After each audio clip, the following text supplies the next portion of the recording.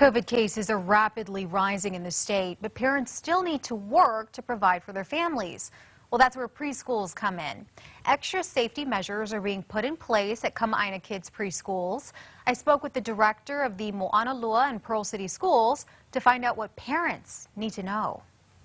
Can you tell us about some of the challenges, if any, that the childcare industry has had to go through, especially with the stay-at-home order and just with the pandemic in place? I think one of the challenges, I think one of the biggest challenges that childcare industry has had to face is just reassuring the families that their children are still safe when they come here, that we are following the best protocols possible, and just keeping families informed. We're a partnership with our families. We want to be there to help them through these processes of their child's development.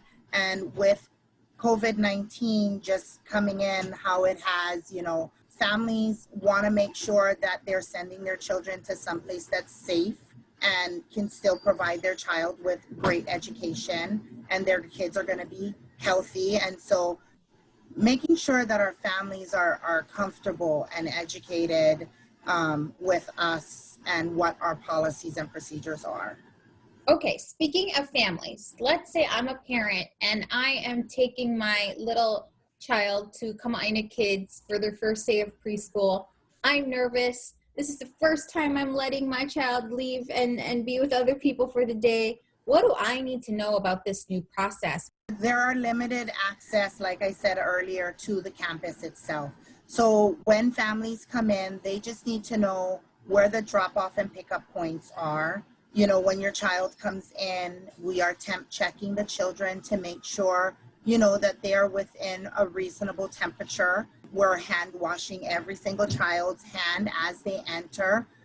We want to make sure if the children are feeling good, that they've had a great night's sleep. Communication is right there at the door, though.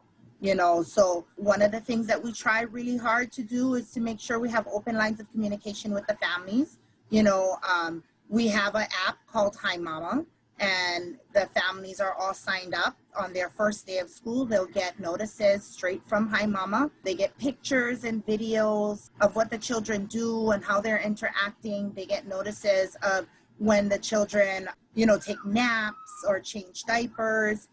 Those kinds of communications for our families is real critical because we do have to limit them from coming onto campus. So we are communicating as much as possible, but that's what parents need to know.